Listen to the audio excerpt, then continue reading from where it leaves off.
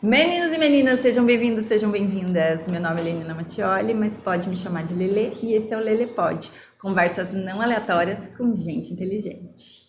Eu quero agradecer aos meus lookinhos maravilhosos da segunda temporada, que são da La Carola, que assim, nossa, separa looks muito fofos pra gente arrasar aqui.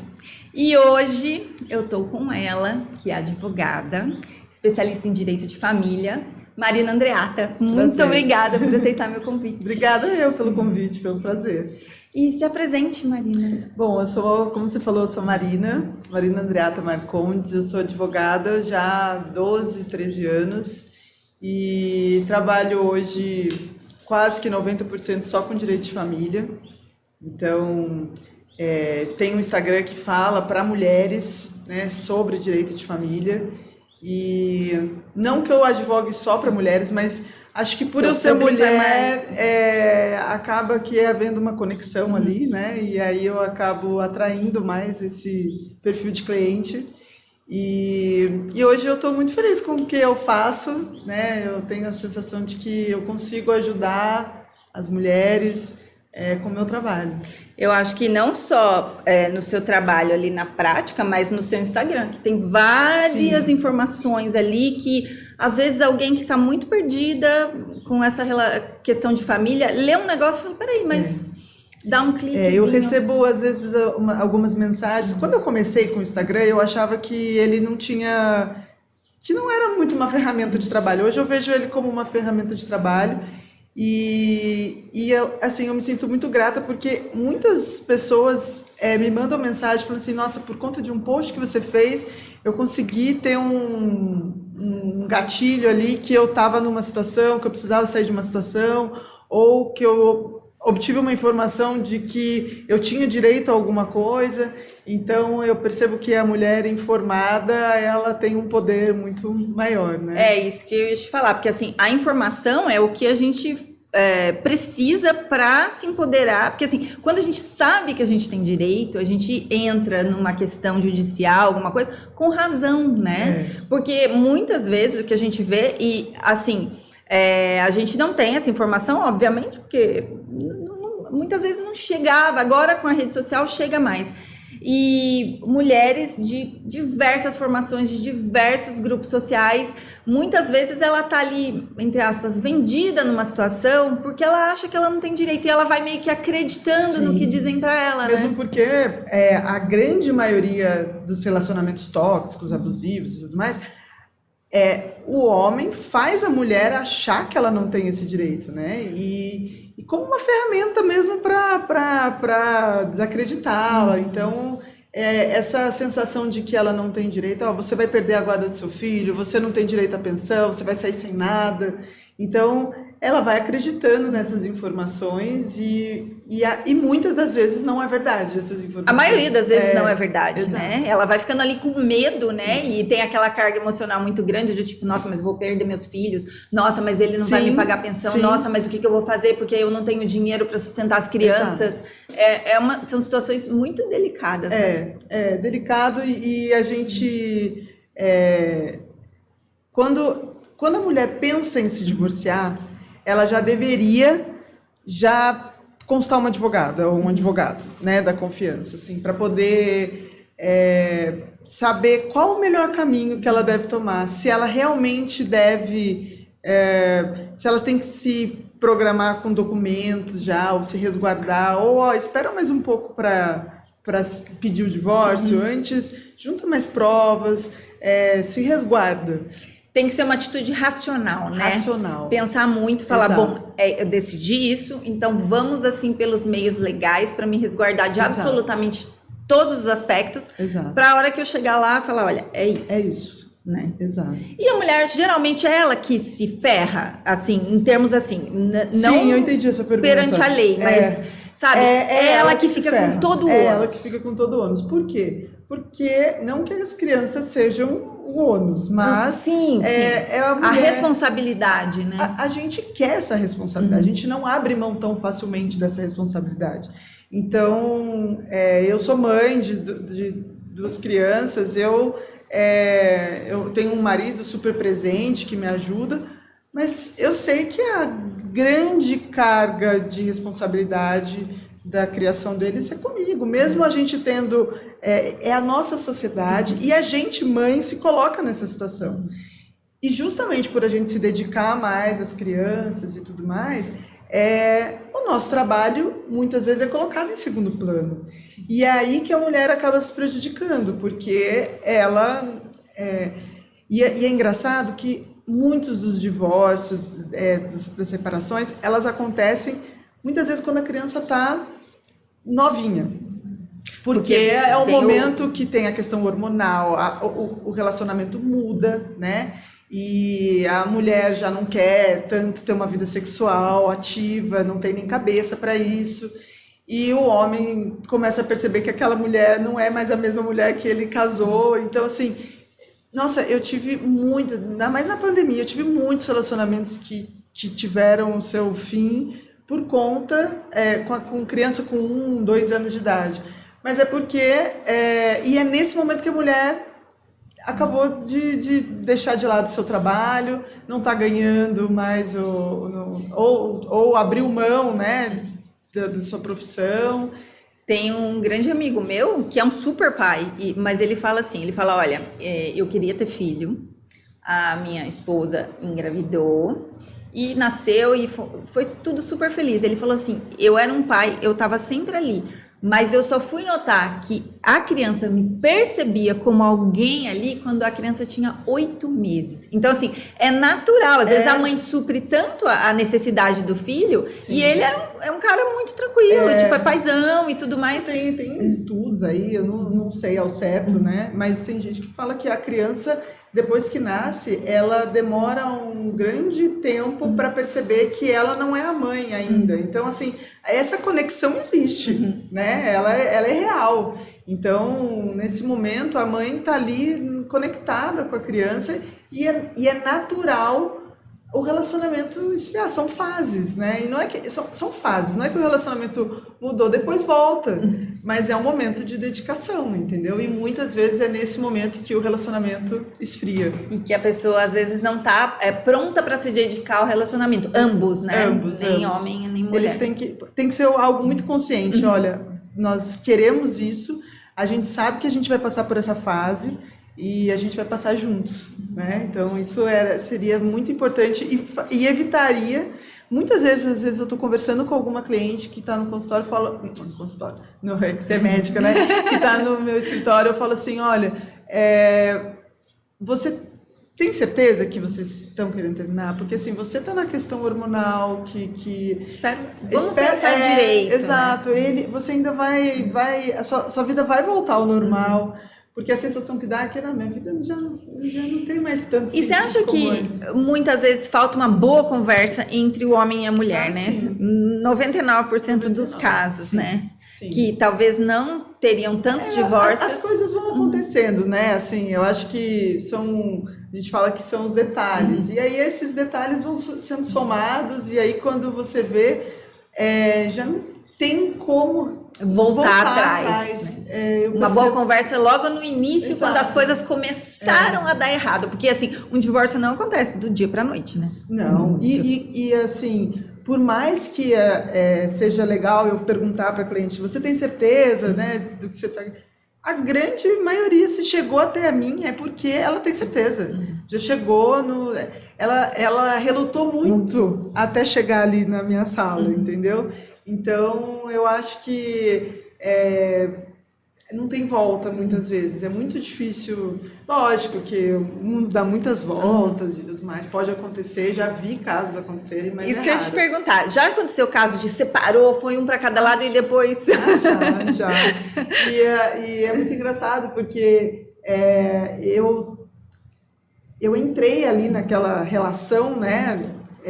E era um casal que... Eu estava advogando para os dois. Ah, tem isso também. Né? Você pode advogar para os dois, é até melhor para conciliar, sim, né? Sim. E aí eu ouvia de um lado e do outro. De um lado e do outro e falava assim, gente, não tem a menor possibilidade, né? Nossa, eles realmente não se entendem. eu estava achando até difícil estar ali naquela situação entre os dois, porque às vezes é muito mais fácil eu conversar com outro colega advogado. Isso, porque você não tem a emoção ali, né? Então, quando eu estou ali no meio, eu absorvo de ambos os lados. Mas existe essa possibilidade de um acordo ali entre as partes e poder resolver pelo melhor caminho. E aí, depois de um tempo, eles me ligaram e falaram: você já protocolou? Porque a gente quer voltar. E aí eu falei: não, o juiz ainda não homologou. Porque depois que o juiz homologa, aí só casando de novo, né? Daí você correu no juiz e falou: para que Exato. isso aí já... Aí eu pedi, falando que eles tinham desistido, e o juiz me arquivou o processo. Como tinham filhos menores, então tinha que ser judicial. Porque quando não tem filhos menores, e tá consensual, você pode ir no cartório e fazer o divórcio. Legal. Mas aí também, se tivessem feito no cartório, já só casando de novo. Entendi. Também. Então não pode desistir depois que dá a entrada. É muito raro você conseguir voltar atrás, entendeu? E nem volta às vezes, né? Não. Daí casa de novo, faz uma festa maravilhosa. Tudo de novo, faz os votos, tudo. E vamos, assim, pintar o pior cenário, né? Porque, assim, a gente vai falar... Esse episódio é para mulheres, né? Que a gente quer levar o máximo de informação ali na questão de guarda, filho, pai. Por exemplo, o casal vai se separar, a mulher, ela não tem renda nenhuma, ela cuidou, tem uma criança, duas, anos ali das crianças. Marido fala que é ela que tem que ir embora, porque a casa é dele. Ele vai ficar com as crianças e é para ela sair de casa e ela não vai ter direito a nada. Se ela quiser, ela que leve as crianças e ele também não vai pagar pensão. Tipo, pacote completo. Pacote completo. Ela precisa de uma assistência jurídica. Sim, certamente. Urgente.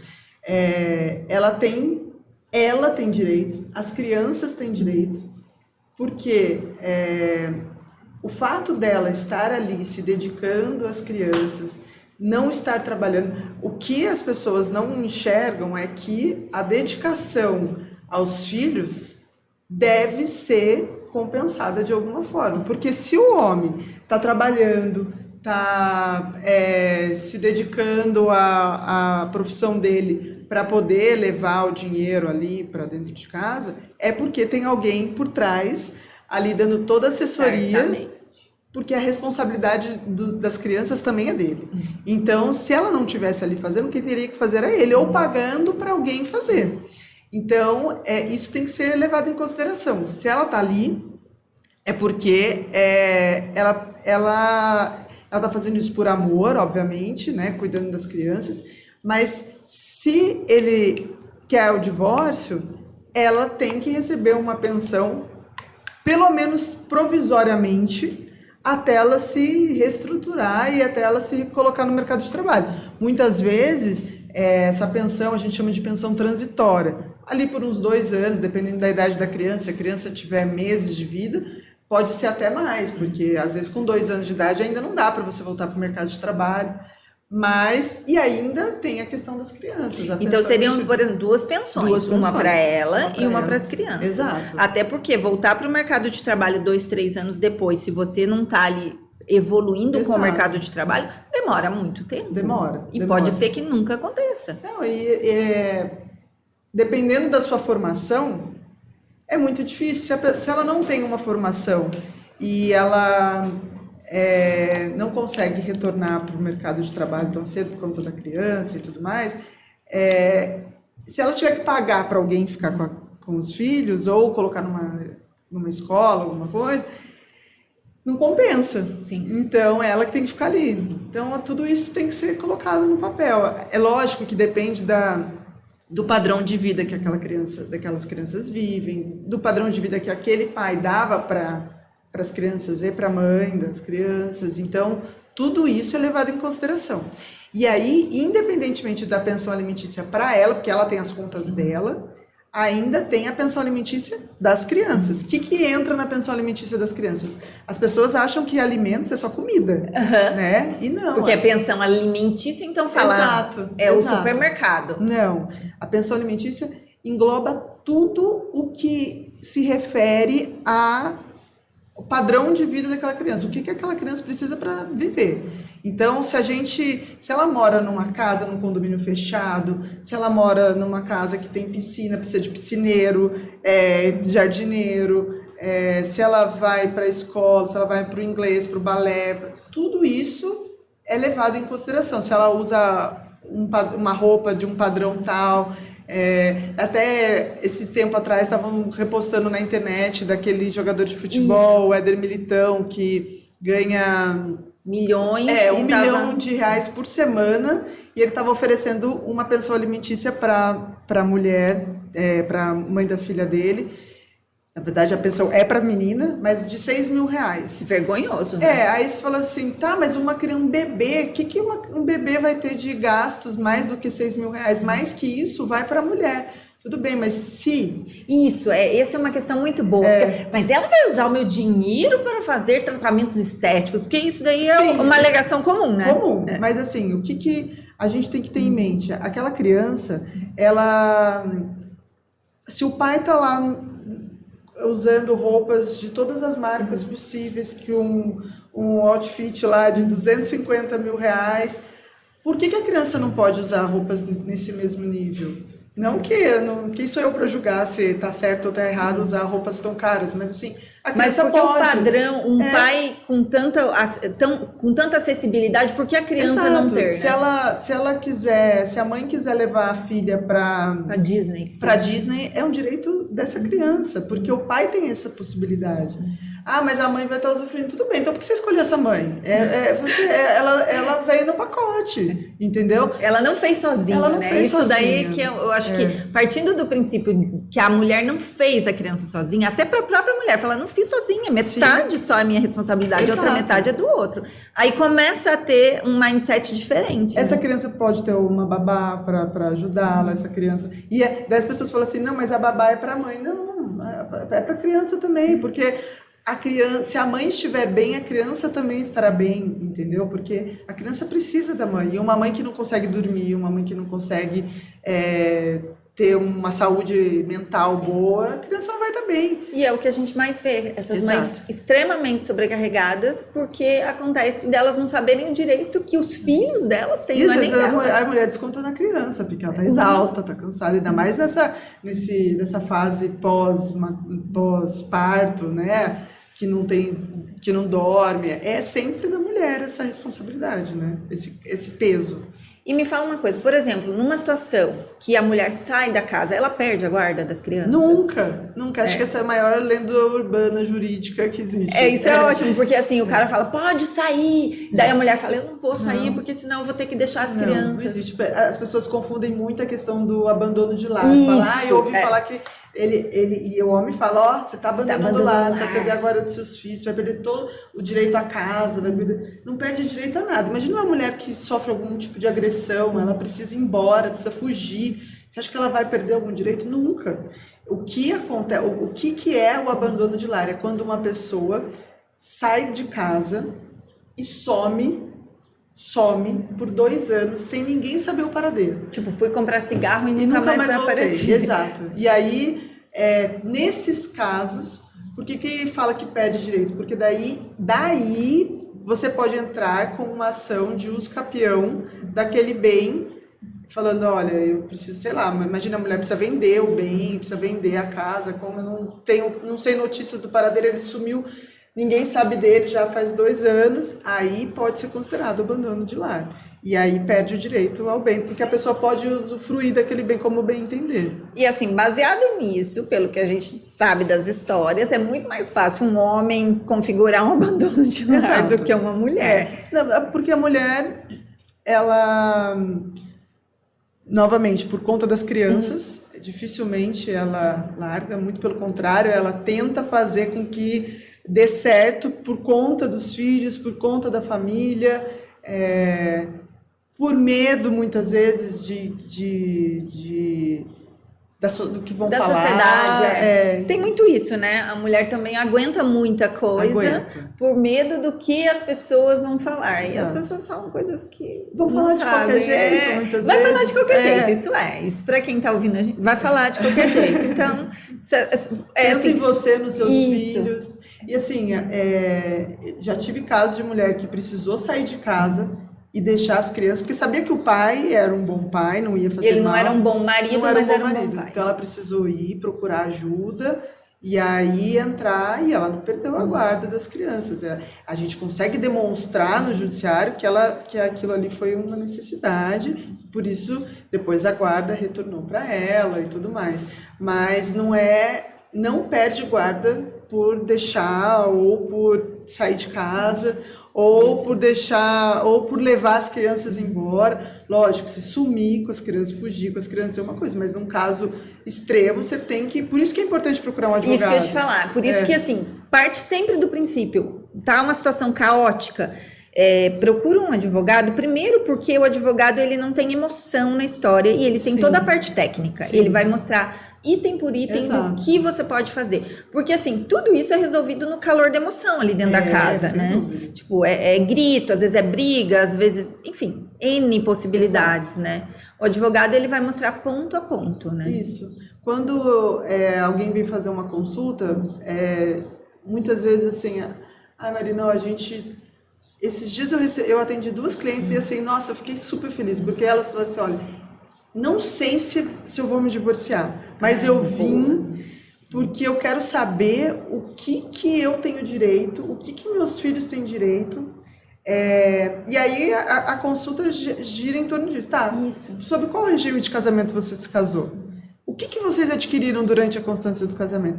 Ele comprou várias coisas, ele tem uma empresa, mas assim, eu não tenho acesso a nada. Não tem problema, você tem direito a tudo que... Vocês são casados pelo regime da comunhão parcial, então tudo que vocês adquiriram na constância do casamento é de vocês dois, independentemente de quem ajudou a pagar.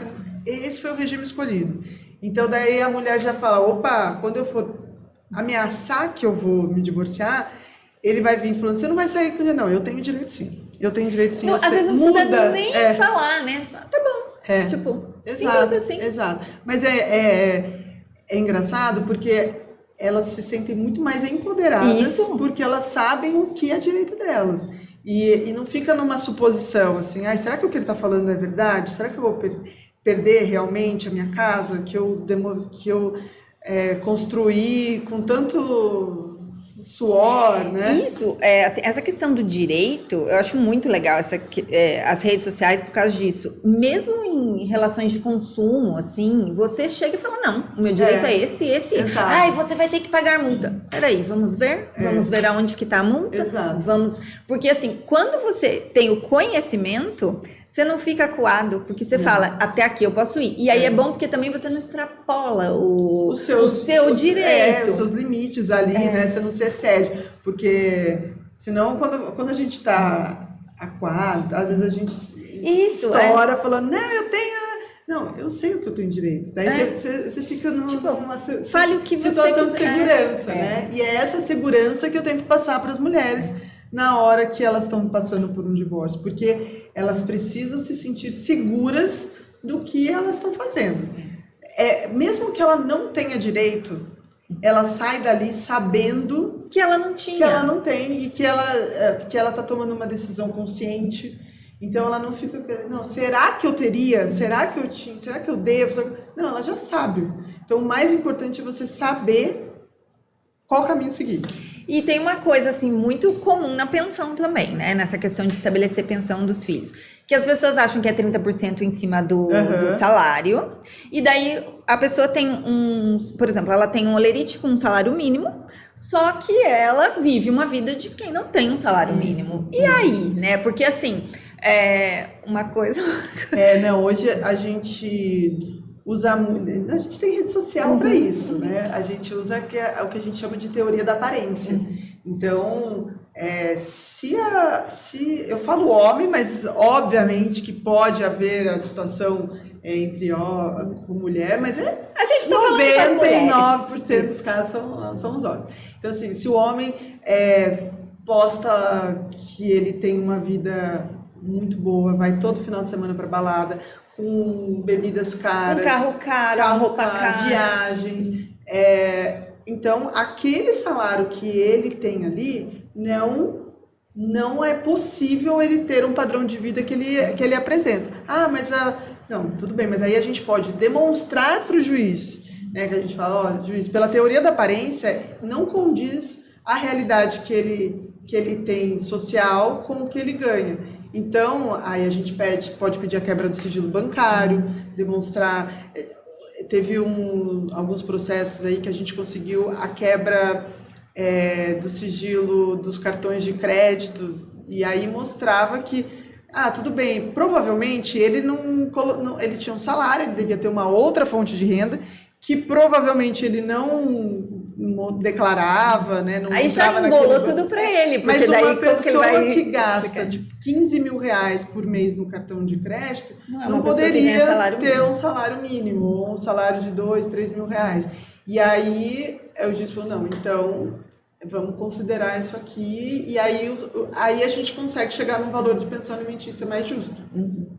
Que é uma coisa que as pessoas, assim, muitas mulheres acreditam que falam, não, mas ele tem esse salário, eu sei que ele não ganha isso, porque todo mundo vê, né? Muito, eu tenho... essa é a outra lenda urbana jurídica, né, dos 30%. Lógico que o juiz, para ele chegar num valor de pensão alimentícia, a gente fala que tem que analisar os 3 trinômios lá. A possibilidade de quem paga, a necessidade de quem vai receber, que muitas vezes é a criança, e a proporcionalidade. Então, tem que ser proporcional. Se o pai ganha muito mais, ele tem que pagar mais do que a mãe. Porque tem essa teoria de que tem que ser dividido 50% dos gastos das crianças entre os genitores. E não é assim, mesmo porque a gente volta naquele assunto que a mulher está ali dedicando o seu tempo, o seu trabalho, né, para aquelas crianças, ou para uma, mesmo que seja uma criança, mas isso tem um valor. Sim. Então, proporcionalmente, isso tem que ser a balança tem que ser equilibrada. Então, muitas vezes, esses 30% que a gente fala que é uma base que o juiz usa. Geralmente, o mínimo que é colocado é 30%, mas muitas vezes é menos. Se o pai que tem um valor muito alto de salário, o juiz pode colocar uma pensão. Tem pensões que foram atribuídas de 20% do salário do pai, o pai tem um salário mais alto, não precisa ser 30%. Mas é uma pensão que atende à necessidade da criança. Exato. Porque daí o juiz nunca vai olhar um campo só sozinho, ele vai olhar a necessidade. Porque tem, os 2 filhos... ele tem 2 filhos de mulheres diferentes. Ambas as crianças têm que receber a mesma pensão? Não. Não necessariamente, porque vai cada a parte criança da mãe, tem né? uma necessidade também. Eu tenho um filho que é autista, ele precisa fazer terapias, ele precisa precisa ir em médico especialista, ele tem que ter uma alimentação diferenciada. O outro, a criança precisa fazer alguma atividade física e tem que pagar. Então, assim, tudo isso é considerado então, a necessidade de cada criança é diferente. E a possibilidade da mãe também é diferente. Então, se uma mãe tem uma condição de vida muito maior, proporcionalmente aquele pai não precisa pagar exatamente a mesma coisa que a outra mãe, né? Então, tudo isso é levado em consideração. E eu ia te perguntar outra coisa. E deve ser assim, tipo, achar uma agulha num palheiro, mas a situação inversa, do tipo, a mãe ser o problema ali, existe, que a mãe foi embora, existe. Ela sumiu, ela deixou o pai fica meio que naquela condição de ter que cuidar dos filhos e não conseguir trabalhar totalmente, essa mãe paga pensão, como que é isso? E assim, é bem incomum, né? É bem incomum, eu tenho, dá para contar nos dedos de uma mão, talvez não encha todos. Mas né? assim, existem muitas mães narcisistas que fazem mal para a criança, que conheço história.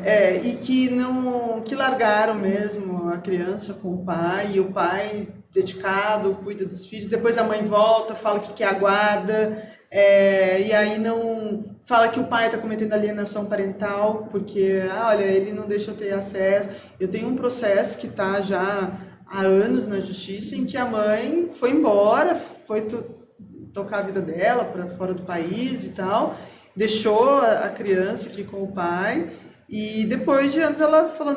E aí a criança, que hoje tem 10, 11 anos de idade, ela não consegue ter a conexão com a mãe, não. Porque a mãe... Foi perdido o vínculo muito cedo. E assim, Eu acho que, eu nem lembro quantos anos o menino tinha quando a mãe foi embora, mas assim, ele criou essa mágoa da mãe. A mãe brotou isso dentro dele. E aí ela alega que o pai que aliena o filho contra ela, né? Que, você não superou o fim do nosso relacionamento e agora o meu filho me odeia por sua causa. E não é verdade. E é isso que acontece muitas vezes, a grande maioria das vezes, quando o pai vai embora e a criança não quer ter acesso a ele, não quer ir nas visitas, conviver com o pai. Por quê? Porque o vínculo se rompeu. Isso, né? Eu vejo muitas histórias no consultório, homens que eram super pais, aí o casamento se desfaz, ele vai embora, e aí as mulheres contam, falam, eu não falo nada dele pra minha filha, nem de bom, eu falo, seu pai. A criança simplesmente bloqueia, não quer. Mas é porque, assim, a gente precisa ter conexões, né? Ter esse vínculo é criado. Até na escola a gente cria vínculo com a professora e tal. E o vínculo só se cria com a convivência. Com a construção do dia a dia, né? E assim, ver que de 15 em 15 dias, às vezes não cria esse vínculo. Hoje eu estava conversando com uma pessoa e ela me falou assim, que ela tem essa questão, né, da jurídica, da filha, o pai paga pensão, e aí está escrito na questão da pensão que ele tem a obrigação da pensão, mas tem o direito de ver. Nossa. E aí ele falou para ela, falou assim, eu tenho direito, eu vejo se eu quiser. Como assim? Isso é uma das coisas assim que eu mais brigo, assim, acho que na justiça, porque vários casos de mães que me procuram e falam assim, olha, ele não cumpre o que está estabelecido lá na convivência, no acordo de convivência.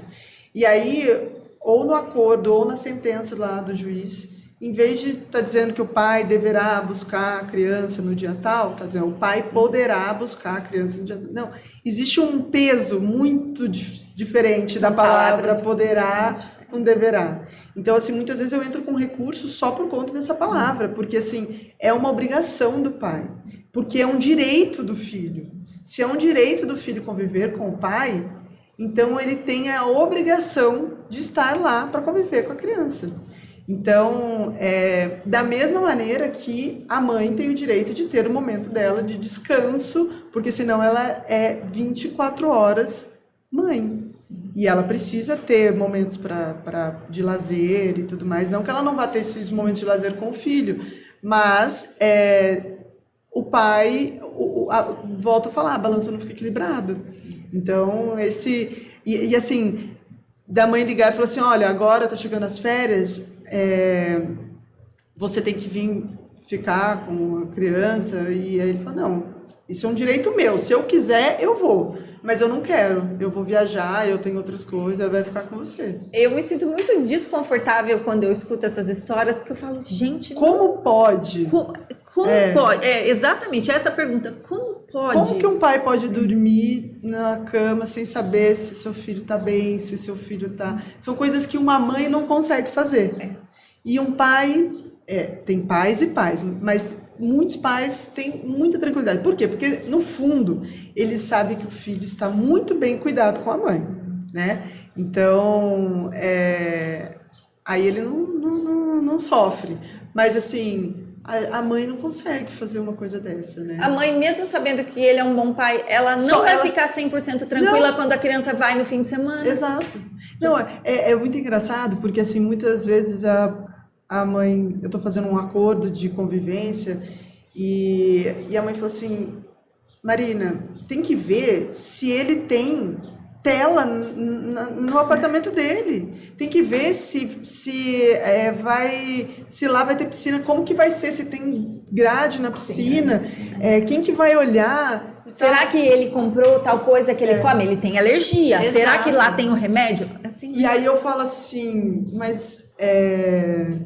ele é o pai, ele tem que ter essas responsabilidades. Se acontecer alguma coisa com a criança, a responsabilidade é dele. Minha mãe falou assim, tá, mas se acontecer alguma coisa, eu morro. Então, assim, não, a gente precisa resolver isso. Então, tem que ter um jogo de cintura, porque, assim, é ela tem razão, é um desespero, entendeu? Então muitas mulheres às vezes não se separam no divórcio porque tem medo de deixar o filho, e se ele conhecer outra pessoa... Será que vai tratar bem? A gente tem casos horríveis aí na mídia, né? Exato. Meu Deus, será que eu vou deixar minha criança ir com o pai e com a namorada? Não, melhor não, eu fico, né? E tem mães que falam assim, eu não preciso de nada, eu não quero pensão, eu não quero. Muitas. E assim... É um direito da criança, não é um direito dela. Mas enfim, aí ela assumiu isso para ela. Existe alguma outra possibilidade da criança requerer esse direito? Outras pessoas, tipo avós, tios? Como que funciona? Como você mesmo falou, é um direito da criança. Então assim, toda vez que alguém vem para mim e fala, não, eu não quero nada dele, não preciso, eu vou cuidar do meu filho, eu falo, tudo bem. Você tá certa de não querer, mas é um direito da sua filha, do direito do seu filho. Então, assim, não abre mão. Você não tem esse poder de abrir mão de um direito que não é seu. Então, eu sempre tento convencer a pessoa a não ir por esse caminho.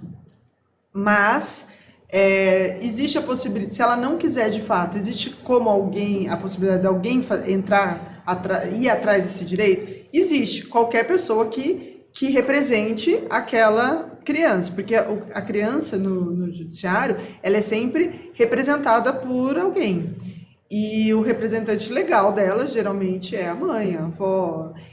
Só que, o que acontece? Para você requerer o direito, você tem que provar muitas vezes os gastos da criança, você tem que provar quais são os gastos da casa. Então, se a minha filha estiver morando com a avó fica mais fácil para ela requerer esse direito. Mas assim, a avó entrar, sendo que a filha nem mora com ela, é muito difícil. Tipo, não tem nem acesso às provas necessárias para requerer. Agora, o que pode acontecer é, depois da criança completar 18 anos, virar maior de idade, ela tem ali o prazo de 2 anos para requerer. Retroativo? Não. Então, isso é isso que acontece. As pessoas acham que assim, se eu entrar... meu filho tem 10 anos, se eu entrar agora com uma ação de alimentos, eu vou conseguir os alimentos retroativos? Não. Os alimentos, eles só são devidos a partir do momento que tem uma sentença ou um acordo homologado ali, dizendo que é devido. Senão, antes não. E até quando é devido? Então... Que também é uma dúvida muito comum. Porque a lei fala que é até os 18 anos... ou até que se comprove a dependência financeira. E aí essa dependência financeira vem geralmente até que ele possa se sustentar. Quando que isso acontece? O que é a jurisprudência, né? O que a maioria dos juízes decide? É quando termina a faculdade ou quando completa 24 anos, porque senão também o jovem lá vai empurrando a faculdade até não... Ou quando já tem um emprego, enfim, às vezes quando a criança não precisa se... Tem gente que eu não quero fazer faculdade, eu quero trabalhar, e aí, ou começa... há pouco tempo atrás eu tive um caso de uma menina que ela ela estava fazendo faculdade, mas ela engravidou. E a gravidez por si só não faz encerrar o pagamento da pensão. Bom saber isso também. Mas o pai entrou com uma ação porque alegou que ela estava constituindo uma união estável, ela já estava morando com o rapaz. Ele falou, eu não tenho mais obrigação de pagar a pensão para ela. Lógico que era um relacionamento entre pai e filha que eles não se chamavam nem de pai e filha. Era só aquela obrigação, eu tenho o dever, eu cumpro o direito, exato. Eu abro mão. Exato, né? Mas assim... ela falou, não, mas eu engravidei e eram 2 pessoas assim, que não tinham uma condição de vida muito boa, né? E aí ela foi morar, alugaram um apartamento, foi morar para ver se ele podia ajudar, né? Pandemia e tudo mais. E aí o pai já entrou, e ficou caracterizado que ela tinha uma união estável, porque a intenção de constituir família estava ali, tinha um filho, moravam juntos, as pessoas viam ele como um casal, né?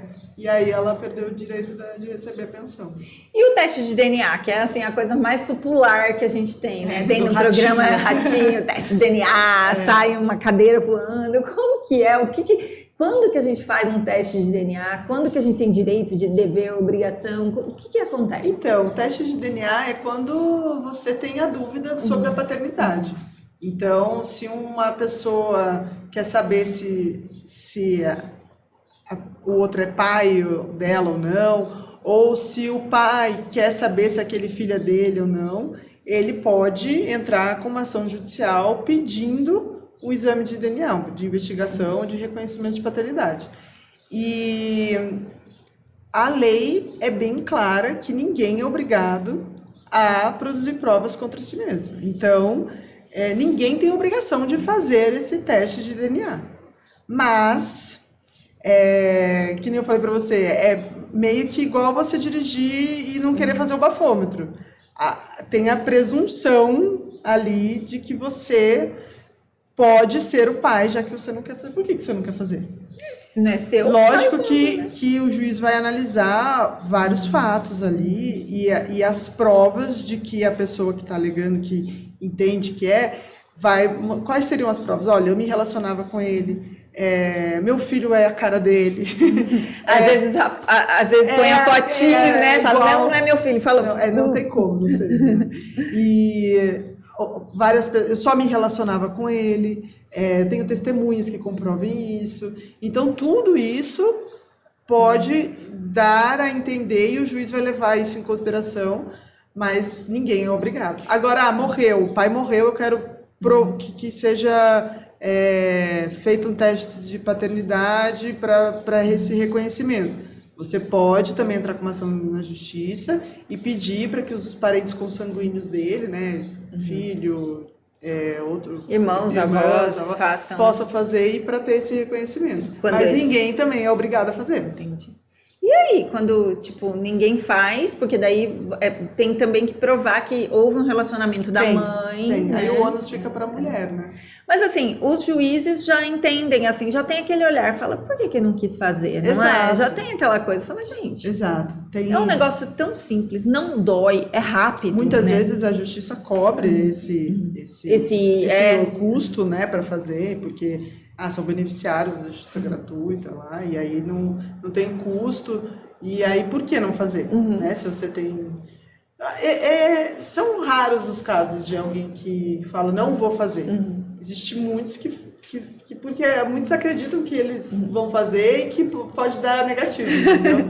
E a grande maioria, é raro a mulher ter dúvida da é raríssimo, do né? filho dela. Eu tenho até uma história que a moça, ela engravidou e falou, olha, o filho é seu, e ele sabia, entre aspas, que o filho era dele, porque eles não eram namorados, mas eles se relacionavam, né? Sim. E aí ele chegou para registrar a criança, ele falou, eu tenho dúvidas, o que eu faço? Daí a pessoa do cartório falou, você pode pedir um exame de DNA e comprovar.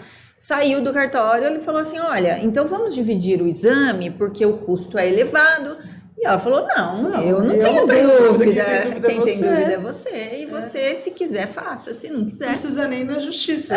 Vamos ali no laboratório. Você já faz. E daí, no fim, ele acabou pagando o exame e fez. E o filho, obviamente, era dele. Né? Então, perdeu tempo, perdeu o dinheiro. Bem feito. Bem feito. E tem momentos que você fala bem feito, assim? Tem. Por baixo da mesa, tentou lá no juiz... Bem feito. Hoje em dia é engraçado que a gente não tem mais tanto esse momento assim de juiz. Porque é online, tudo online, né? Não tem mais a mesma emoção que tinha antes. Mas é muito mais prático pra gente, né? Mas os processos, assim, quando o pai alega, há pouco tempo atrás teve um pai que alegou que estava desempregado, que era coitado, né? E ele comprovou o desemprego, que mostrou lá a carteira de trabalho com baixa e foi mandado embora na pandemia. Só que a mãe falava assim, ele tá todo final de semana no pagode, e ela tinha muitas amigas, as amigas iam lá e tiravam foto dele com combo de bebida. Ela falou, não tem como ele estar desempregado, não tem. Mas ainda que ele tivesse, a criança precisa comer. Não, então, né? O desemprego não é motivo para não pagar a pensão, mas ele queria, além de tudo, diminuir o valor da pensão porque ele estava desempregado. E aí ela falou assim, ele já paga uma miséria, ele ainda vai diminuir, não faz o menor sentido, não ajuda, não faz nada. Aí eu falei, não, gente, foi um processo que demorou uns 3 anos, porque a gente ficou pedindo a quebra de sigilo e tudo mais. E aí foi ver, ele estava trabalhando como pintor autônomo, ganhando uma grana. E aí a gente conseguiu comprovar. E aí você falou assim, bem feito. Pagou advogado para entrar com uma ação, para diminuir a pensão da filha. E saiu tendo que pagar mais, porque daí a gente, quando ele entrou, a gente depois entrou com uma reconvenção, né? Então pedindo para que aumentasse. E isso é muito comum. E há pouco tempo atrás também tive um pai que, assim, ele só vê a criança de 15 em 15 dias. Se você considerar isso num mês, são 2 filhos. Se considerar isso no mês, dá 4 dias no mês, os outros 26 a mãe que se dedica, leva para a escola, leva para o futebol, leva para o inglês, ela faz tudo. E ele pega o filho limpinho, todo bonitinho, arrumadinho e leva para passear. Olha que incrível, né? E ele entrou com uma ação judicial porque ele mora em São Paulo e as crianças aqui em Taubaté. Estava muito pesado ele ter que vir para cá todo de 15 em 15 dias. A mãe tinha que dividir com ele essa despesa e levar as crianças lá para ele. Afinal, ele paga pensão alimentícia para isso. Quando você lê isso, você fala, gente, mas tá pesado, né? Olha, coitadinho, né? Eu fico louca da vida, porque eu falo assim, gente, será que esse pai não consegue enxergar tudo que essa mãe faz? E o pior é que não consegue. Isso, não consegue. Tem uma limitação. Porque nunca vivenciou a paternidade para saber o que é a paternidade, o que é você ficar a noite sem dormir, você ficar preocupada porque a criança está indo mal na escola, você ficar preocupada porque ele está atrasado ou que ele não sai do celular e você precisa trabalhar e você tem que se dedicar ao seu filho. Tem tudo isso. Então, ele acha que a mãe não faz mais que obrigação. Então, ele paga a pensão e acha que é muito, e aí, por isso, ela tem que dividir com ele o ônus de buscar e levar a criança. Aí me falou, Marina, eu não... Aí o judiciário, que assim, às vezes é irritante também, agendou uma audiência de conciliação. Aí você fala assim... Conciliar o quê? O que eu vou conciliar? Porque a conciliação, ambas as partes têm que ceder alguma coisa. Sim. E eu não vou abrir mão, não vou nem deixar minha cliente falar assim, não, tá bom, eu levo um dia. Não. Eu que não tenho nada a ver com essa história, eu já tô achando um absurdo. Exato. Que levar o quê? Não. Ele que venha. Ele que venha. É o esforço que ele vai fazer para estar perto dos filhos dele. De pegar o filho prontinho, cheiroso, para passear. Ele, mas eu tenho que buscar. Nossa, que difícil. São 8 horas, porque eu tenho 2 horas para vir para Taubaté, depois mais 2 horas para voltar para São Paulo, depois eu trago de volta e depois eu volto. É o preço que você paga para estar com seus filhos. Né? Então, assim, essas coisas você fala assim... E assim, o que eu acho é que quanto mais informação a mulher tiver, mais ela vai falar, não é isso mesmo. Não, nesse caso, a mulher ela era bem super informada a ponto dela... ele que é desinformado, né? E o advogado dele mais ainda, porque... Às vezes não é desinformado, às vezes ele acha que a mulher é desinformada, então ele sabe, mas ele joga, vai que cola, vai que cola, mas assim... que eu, se um cliente viesse me procurar com essa intenção, não vamos perder tempo porque isso é ridículo, né? Não faz sentido. Aí eu tento mostrar, olha, você como pai, o judiciário vai olhar dessa forma, não é legal, porque veja bem, seus filhos ficam com a mãe faz isso. Não, tem advogado que cobra e aí entra e vai ser uma aventura processual, porque ele não vai ganhar. E se ganhar, obviamente, a gente vai recorrer, não faz o menor sentido, né? E assim, porque dentro de tudo isso tem a questão da emoção, a minha avaliação da maioria das situações que eu vejo, tá? Não é todo mundo, não é todo pai que é ruim, não é isso. Mas assim, a gente tá pegando pela maioria.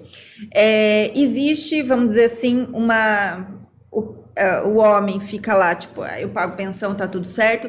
Só que a grande maioria das vezes eles não pensam na criança, né? Que tem aquela questão do abandono afetivo. A criança, ela quer o pai, né? Sim. Ela quer a mãe, ela quer o pai, ela gosta. E isso, a justiça, ela não obriga, né? A justiça fala que qual é a visão? As pessoas falam assim, a gente não tem como obrigar alguém a amar. Mas você tem como obrigar alguém a cumprir com as suas responsabilidades.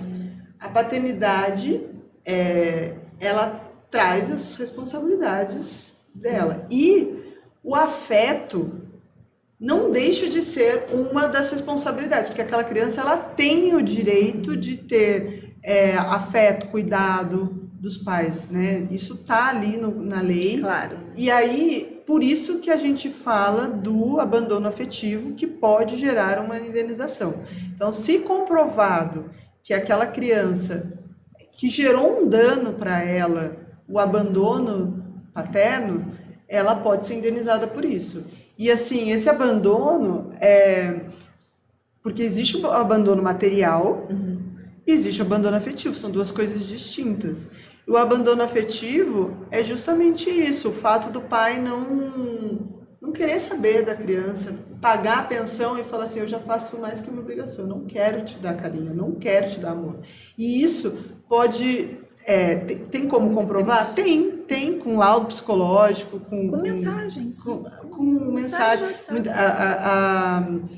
Tem casos assim tristíssimos de pais que falam assim, lógico que a mãe vai ter mais facilidade de fornecer essas provas para a criança, porque quem é o detentor do direito, né, do dano ali de ser indenizado é a criança. Então assim, mas tem pai que fala, olha, eu não quero papo, eu não quero saber da criança, não quero saber do seu filho, e o filho é dela, é deles, né? Então, assim, isso sim, comprovadamente gera um dano moral, porque essa criança, pode ser que ela não tenha nenhuma consequência emocional por conta disso, mas é muito provável que sim, porque a gente precisa das duas figuras para a gente ser quem nós somos, assim, né? Para a gente ter as referências, né? Exato, de uma ser referência equilibrado. materna, uma referência materna. E a gente se sente muito mais seguro, um adulto muito mais seguro, se a gente tem esse alicerce ali, né? Então, as pessoas não têm noção do quanto as relações delas, né, o casal, influencia nas crianças, né? Isso é muito sério, assim. Eu vejo crianças que crescem depois adultos, assim, extremamente inseguros, que não conseguem demonstrar sentimento para outras pessoas, que são fechados, porque cresceram num ambiente em que nunca podia demonstrar amor. Se ela demonstrasse amor para a mãe, ela entendia que ela estava fazendo alguma coisa de errada com o pai. E se ela demonstrasse amor para o pai, ela achava que ela estava traindo a mãe dela, porque os dois se odiavam. Então, esse ambiente de ódio ali, ela não podia demonstrar amor para nenhum dos dois, porque ela não queria trair a confiança de nenhum dos dois. Isso vai criando questões emocionais que, quando você chega na fase adulta, isso influencia na sua vida. Nos seus relacionamentos, totalmente, na sua criação com seu filho, né? Isso daí eu vejo, por exemplo, no consultório mesmo, que não tem nada a ver com essa questão de separação. Se você come mal, seu filho vai comer mal, não adianta o que você fazer. Não é exemplo. É aquela coisa, se você quer que seu filho seja uma pessoa melhor, seja você a pessoa melhor. Ainda que você tenha que engolir o pai ou a mãe do seu filho para que vocês tenham uma boa convivência, né? Porque assim, nesse imbróglio todo que acontece sempre, o que eu vejo as pessoas, elas deixam um pouco os interesses das crianças de lado. Que deveriam ser os principais. E elas brigam um pouco por causa do ego delas. Mesmo quando, assim, mesmo a mãe tendo toda essa sobrecarga e o pai, às vezes, sendo um filho da mãe... eles estão brigando entre si. Ninguém olhou ali aquela criança que, assim, né, fantasiando, tá ali no canto, encolhida, pensando, o que vai acontecer comigo? Meu Deus, meu pai tá indo para um lado, minha mãe para o outro, né? É lógico que, assim, é muito difícil você pensar de forma racional num momento desse. Total. Mas tem que tentar. Tem que tentar. Então, assim... E quando colocar as emoções, tentar colocar as emoções no que diz respeito à vida daquela criança. Então, assim, a gente vai se separar, vamos fazer um acordo e tal. Em questões de pensão, eu não quero pagar isso porque eu acho que ela vai usar, para ir no salão.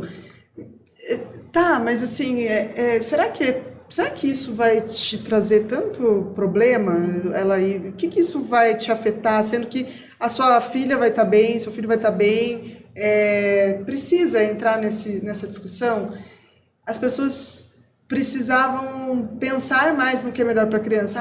Muitas mães, né? E eu entendo essas mães, mas assim, falar, eu não quero que meu filho vá dormir ainda na casa do pai. Não quero que ele vá dormir lá, porque eu tenho medo e tudo mais. Tá, mas ele precisa criar esse vínculo, ele precisa estar ali um pouco, ele precisa ter relações com os avós paternos.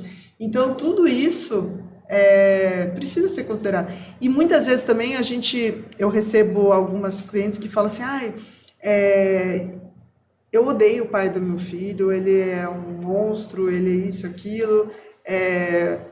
Eu falo, se não fosse ele, você não teria a criança, o que você mais ama na sua vida.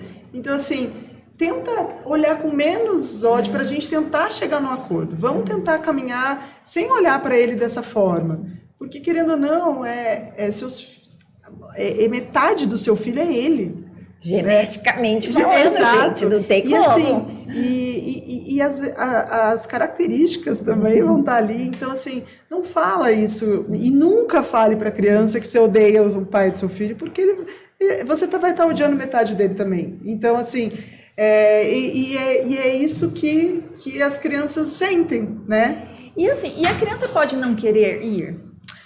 Como que fica isso? Porque eu acho que a partir de uma idade pode, na né? verdade, a criança, ela nunca decide. Nem com 12 anos ela decide. Porque a gente fala que ela é ouvida a partir dos 12 anos. A justiça já quer saber a opinião dela. Mas é somente a opinião, o desejo dela. Não significa que o juiz vai levar tanto em consideração. Porque se ele entender que aquilo não é o melhor para a criança, ele vai decidir independentemente daquele desejo. Então, é muito comum a gente ver criança que chora e esperneia na hora de ir com o pai. E assim, o bom senso tem que prevalecer, porque o pai forçar não é legal. Mas, assim, o que eu vejo também são muitas mães que não fazem nada, que assistem e não... Tem que haver uma insistência da mãe para o filho se sentir seguro para ir. Então, assim, porque a criança só vai perder criar esse vínculo com o pai com o tempo. Então, é normal a criança não querer ir. É normal a criança fazer birra. Eu vou deixar meus filhos na escola muitas vezes, eles fazem a maior birra porque eles querem ficar comigo. Né? Um tem 4, tem 3, e eles ainda querem ficar. Depois das férias, então, que aquele vínculo ficou tão estabelecido, é muito difícil eles voltarem para a escola, aí tem que ter toda uma adaptação, e é isso, a adaptação. Então, faz o seguinte, pai, leva, vai chorando, vai até ali, se ele chorar, é por isso que tem que ter, por mais que as partes, lógico, a gente não está falando de violência doméstica, mas por mais que as partes tenham seus problemas, eles têm que deixá-los de lado quando se tratar daquela criança, entendeu? Quando se tratar dos interesses daquela criança, porque daí a criança vai se sentir segura. Se você chorar, se você quiser a mamãe, o papai vai ligar na hora para a mamãe volta aqui. Mas não, a criança já sabe que ela vai sair, ela não vai ter mais notícia da mãe dela por 2 dias, e o pai não vai nem ligar da informação.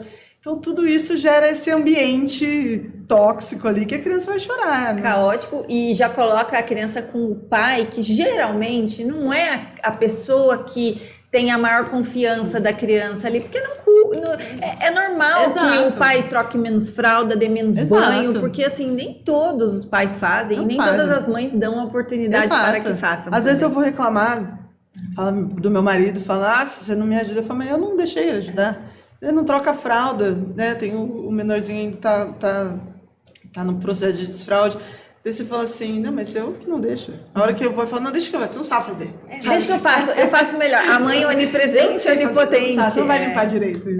Então, assim, a gente é assim. Mas o pai tem que aprender. E aí, lógico que, assim, não deu certo o relacionamento. Então, assim, você tem que ter em mente que agora a sua realidade de vida vão ter momentos que o seu filho vai ter que ficar sozinho com o pai. E ele vai ter que... Então, estimule que esse vínculo seja o melhor e o mais forte possível para que essa criança se sinta feliz quando estiver com ele, para que você se sinta em paz, sabendo que seu filho está feliz, e que o pai possa aprender. É que a gente acha que ele não vai saber aprender. Vai. Mas ele vai, porque é na hora da necessidade que aprende. E assim, o que eu penso, né, de tudo que a gente conversou, criar o vínculo do seu filho com seu pai o mais precoce possível. Isso. Quando vocês estão juntos, nunca pensando que vocês vão se separar um dia, mas porque aquela criança tem necessidade. Uma vez eu li um negócio muito interessante que, assim, o vínculo afetivo, ele se dá pela secreção da ocitocina. Então, por exemplo, a mãe supre muito a criança no começo.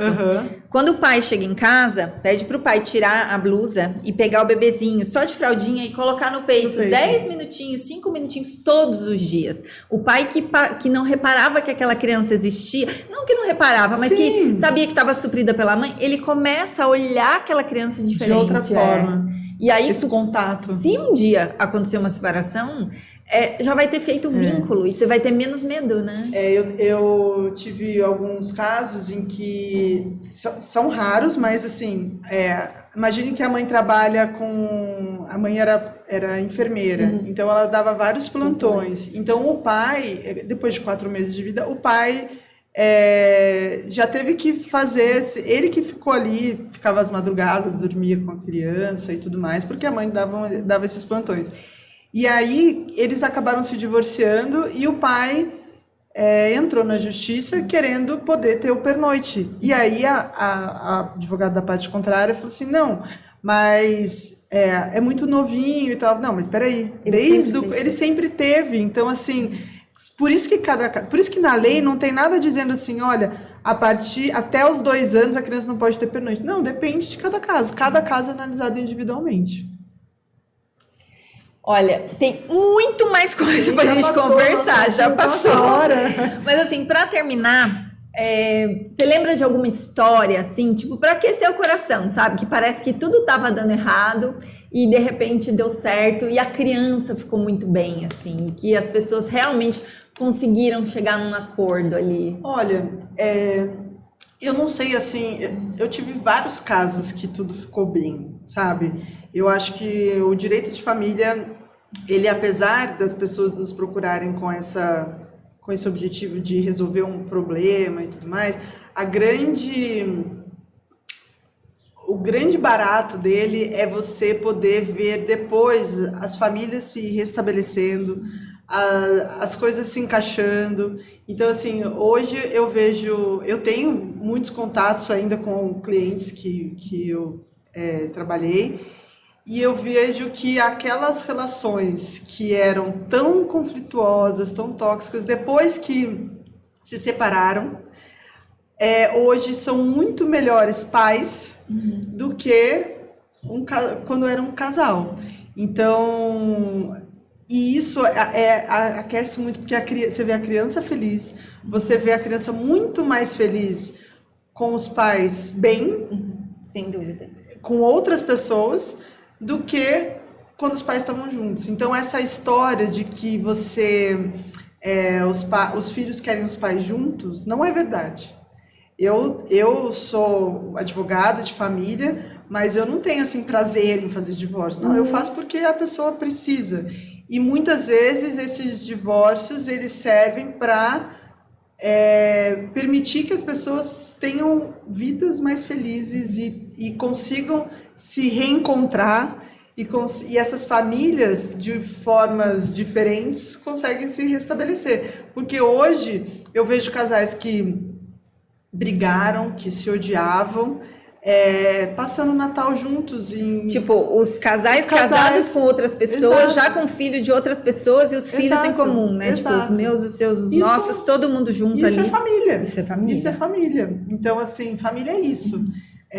Não necessariamente precisa ser pai, mãe e filho, né? Então, e aquela criança que nasceu daquele casal conflituoso, que não deu certo e tudo mais, hoje se sente amada por outras pessoas e sabe que os pais estão ali presentes, e isso é muito bacana.